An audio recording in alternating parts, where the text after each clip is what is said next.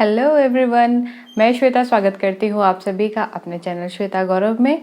और आज मैं आपको नहीं देने वाली हूँ किसी पूजा पाठ की जानकारी। जी हाँ दोस्तों, आज है मेरे बेटे का बर्थडे। तो मैं आपको इस वीडियो में दिखाने वाली हूँ कि कैसे आप अपनी परंपराओं के साथ साथ आधुनिकता के साथ अपने बच्चे का बर्थडे मना सकते हैं। तो एक ये छोटा सा व्लॉग है जिसमें मैं आपको बीच बीच में ये भी दिखाती जाऊंगी कि कैसे आप परंपराओं के साथ बर्थडे मना सकते हैं अपने बच्चे का। आपका खुद का है तो आप वैसे भी मना सकते हैं, और साथ ही साथ कैसे आपको क्या क्या चीज़ें करनी चाहिए आपके जन्मदिन पे और क्या क्या चीज़ें वर्जित हैं करना। यानी अगर जो चीज़ें करनी चाहिए आप वो नहीं कर पाते हैं तो कम से कम वो कार्य तो ना करें जो कि वर्जित हैं। तो बने रहिए इस वीडियो में अंत तक। आज आपको बहुत मज़ा आने वाला है। मैं अपने बेटे का 3rd बर्थडे सेलिब्रेट करूंगी, उसकी भी आपको हाइलाइट्स देती जाऊंगी और मैं दिखाऊंगी कि कैसे आप भी अपने घर पे अपने बच्चे का बर्थडे मना सकते हैं आधुनिकता के साथ परंपराओं का दामन थामे हुए। तो दोस्तों 1 नवंबर को होता है गौरांश का बर्थडे और हम लोगों ने डेकोरेशन करवा ली है। आप देख सकते हैं पूरा घर अच्छे से डेकोरेट हो गया है और हम शाम को केक कटिंग सेरेमनी भी करेंगे। तो दोस्तों जिस दिन आपका या आपके बच्चे का बर्थडे है उस दिन आप सुबह सबसे पहले अपने घर में सत्यनारायण भगवान की कथा ज़रूर करें।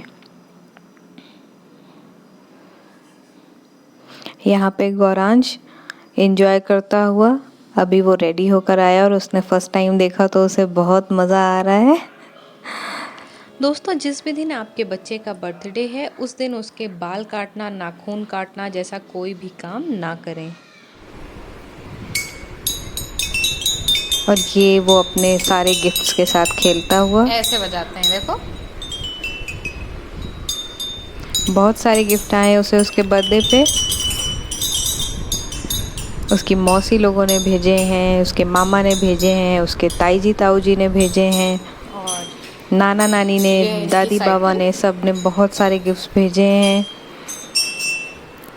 इवन ये जो ड्रेस वो पहने हैं वो भी उसके ताऊ जी ताई जी ने ही भेजी है। तो ये है सारी डेकोरेशन जो हमने अपने घर के हॉल में करवाई है।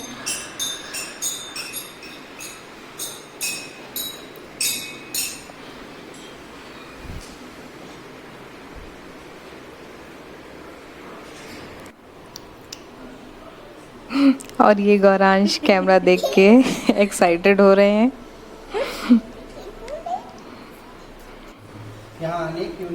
तो दोस्तों जैसा कि मैंने बताया कि सबसे पहले हमें सुबह में सत्यनारायण भगवान की कथा ज़रूर करनी चाहिए अपने घर पे। अगर आप चाहें तो आप पंडित को बुला सकते हैं, नहीं तो आप खुद भी कर सकते हैं।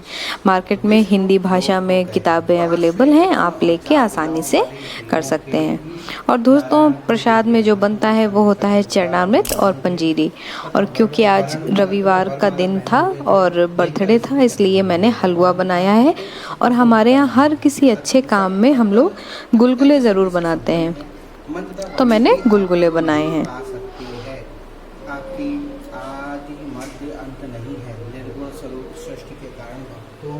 जो आपकी पूजा की थाली हो उसमें आप थोड़े से अक्षत रख लीजिए, कलावा रख लीजिए, रोली और हल्दी ज़रूर रख लीजिए।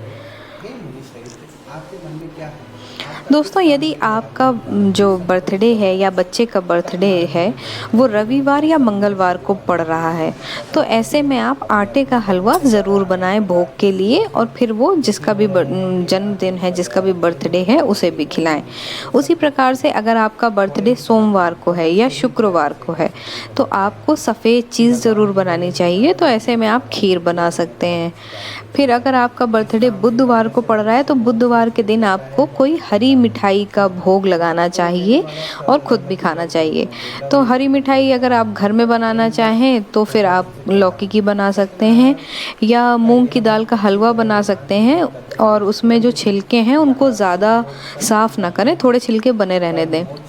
या फिर आप खाने वाला कलर डाल के उसको थोड़ा हरा कर सकते हैं। इसके अलावा बाज़ार में भी आपको हरे कलर की मिठाइयाँ मिल जाएंगी जो पान फ्लेवर में आती हैं, तो आप वो भोग लगा सकते हैं, उसको खा सकते हैं। बृहस्पतिवार के दिन जब भी आपका बर्थडे है या बच्चे का बर्थडे है तो आप बेसन का हलवा ज़रूर बनाएं, भोग लगाएं भगवान को और बच्चे को भी आप खिलाएं। भक्ति और श्रद्धा के साथ किसी भी मनुष्य तो यहाँ पे सत्यनारायण भगवान की कथा हो रही है। हम लोग कथा घर में ही कर रहे हैं, किसी पंडित जी को बाहर से बुला के नहीं करवाया है, हम घर पे ही कर रहे हैं। और इसके बाद फिर हम लोग जाएंगे मंदिर। गौरांश को हम मंदिर में भगवान के दर्शन कराएंगे। हमारे घर के पास जो भी मंदिर पड़ेगा हम वहीं जा रहे हैं, किसी बड़े मंदिर नहीं जाएंगे। ब्राह्मणों को भोजन कराए। तो आप भी ऐसा कर सकते हैं कि अगर आपके घर के आसपास जो भी मंदिर है आप वहाँ ज़रूर जाएं। भगवान का स्मरण और अब ये यहाँ पे हमारी कथा संपन्न हो गई है। हम लोग आरती कर रहे हैं श्री सत्यनारायण भगवान की, लक्ष्मी रमणा का ध्यान करते हुए। आरती आप हमेशा कपूर की करें। बूढ़ो ब्राह्मण बनकर कंचन महल कियो। घर के सभी लोगों को आरती करनी चाहिए। आरती करने के बाद आप आचमन ज़रूर करें। बच्चा अगर बहुत छोटा है तो आप उसे या तो खुद उसका हाथ पकड़ के ही करवाएं, अदरवाइज़ मत करवाएं, दूर रखें। यहाँ पे अब हम लोग जा रहे हैं मंदिर और फिर वहाँ से लौटते में गौरांश का केक लेके आएंगे। तो दोस्तों मंदिर की क्लिप मैं नहीं दिखा पाई हूँ आपको, वहाँ पे रिकॉर्डिंग अलाउ नहीं थी। और ये अब हम लोग आ गए हैं केक लेने। अम्माज़ बेकरी बेंगलोर की बहुत अच्छी बेकरी है और एगलेस केक्स के लिए बहुत फेमस है। तो हम लोग यहाँ से लेंगे गौरांश के लिए केक। हमने पहले ऑर्डर दे रखा है, बस हमें पिकअप करना है। तो दोस्तों अब हम लोग शाम को केक लेके वापस आ गए हैं और अब हम लोग केक काटेंगे और इसका टीका भी करेंगे गौरांश का। तो उससे पहले जिस दिन आपके बच्चे का बर्थडे है या आपका बर्थडे है, आप उससे कुछ दिए ज़रूर जलवाइए या दीप दान ज़रूर करवाइए। दोस्तों दीप दान का बहुत अच्छा महत्व होता है। तो क्योंकि गौरांश छोटा है तो उसने बस हाथ लगा दिया है, दिए उसके पापा ने जलाए हैं। तो ऐसे हम लोगों ने 5 दिए जो हैं जलाए हैं और हम उसे बाहर रखेंगे जाके। तो दोस्तों अब हम लोग यहाँ पे करने जा रहे हैं गौरांश का टीका और उसे गिफ्ट कर रहे हैं चांदी। दोस्तों जब भी आपके बच्चे का बर्थडे है तो आप उसे चांदी ज़रूर गिफ्ट करें।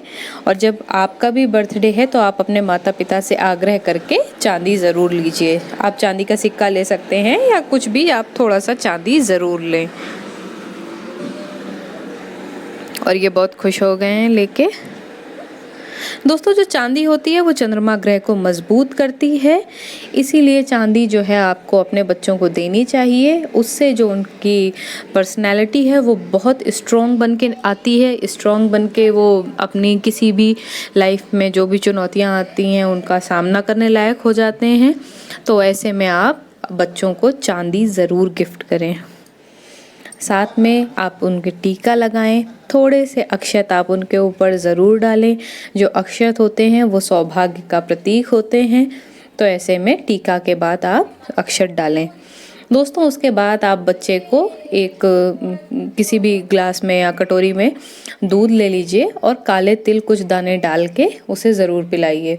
ये छोटू से हैं इसलिए हम लोग इन्हें चम्मच से पिला रहे हैं। अगर आपका बच्चा बड़ा है तो आप उसे किसी भी ग्लास से या कप से पिला सकते हैं।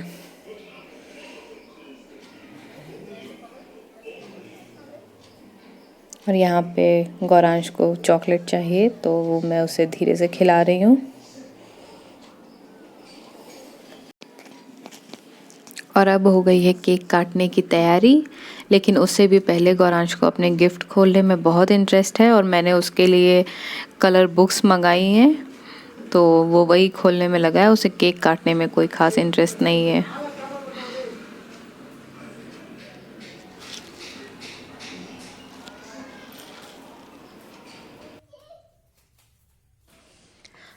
तो दोस्तों यहाँ पे मैं बता दूँ कि जो वर्जित कार्य हैं जो आपको अपने जन्मदिन पे नहीं करने चाहिए, वो हैं किसी भी तरीके का बाल काटना, नाखून काटना, शेव करना, या लड़कियां हैं तो थ्रेडिंग कराना, वैक्सिंग कराना। ये सारे काम आप एक दिन पहले कर लीजिए।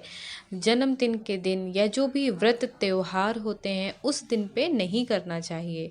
ये शौर कर्म माने जाते हैं, इसलिए इन्हें हम। और गौरांश को केक काटने में बिल्कुल इंटरेस्ट नहीं आ रहा है। उसके पहले उसके पापा ने ही केक काट दिया है चाकू से।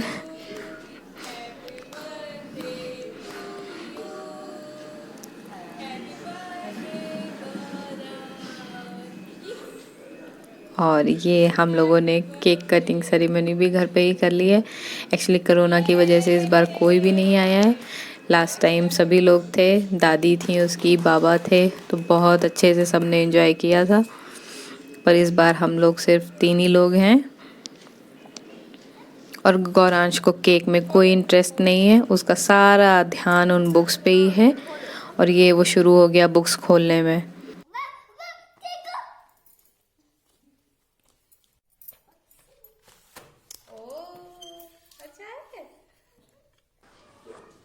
तो यहाँ पे गौरांश सिर्फ अपनी बुक्स के साथ खेलते हुए, उन्हें कुछ भी मतलब नहीं है, और वो लग गए सारी बुकें खोलने में। ये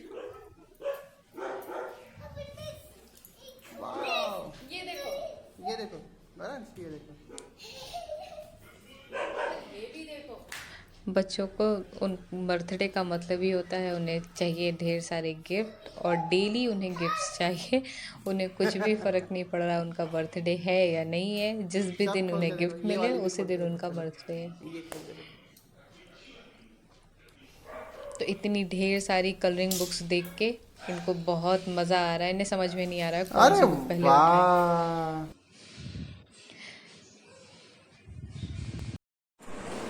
दोस्तों, अगर आपका जो बच्चा है वो 5 साल से बड़ा है या आप खुद आपका जन्मदिन है, तो उस दिन पे आप वृक्षारोपण ज़रूर करें। आप कम से कम एक पेड़ को ज़रूर लगाइए और सिर्फ उसे लगा के छोड़ मत दीजिए, उसकी सेवा करिए कम से कम 2-2.5 महीने तक, जब तक कि वो पनप ना जाए, जब तक वो बड़ा ना हो जाए, तब तक आप उसकी सेवा ज़रूर करिए।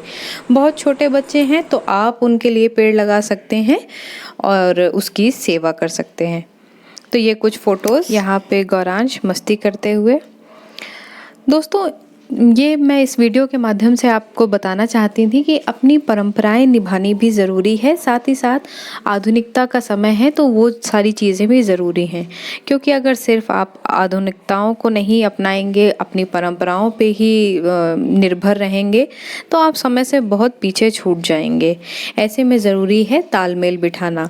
आप अपनी परंपराएं भी निभाइए और साथ ही साथ आधुनिक जो तरीके हैं, जैसे होता है वैसे भी आप ज़रूर करें। तो दोस्तों, ये था मेरा वीडियो और थोड़ा सा व्लॉग भी, जिसमें मैंने दिखाया कि आज मैंने अपने बेटे का बर्थडे कैसे मनाया। परंपराओं का दामन थामे हुए आधुनिकता से हम कैसे आसानी से अपने बच्चों का बर्थडे मना सकते हैं, अपना भी मना सकते हैं। आई होप आपने आज ये वीडियो बहुत एंजॉय किया होगा। वीडियो आपको अच्छा लगा हो तो लाइक, शेयर, सब्सक्राइब करें। कमेंट करके ज़रूर बताएं कि आपको कैसा लगा video. Thank you very much.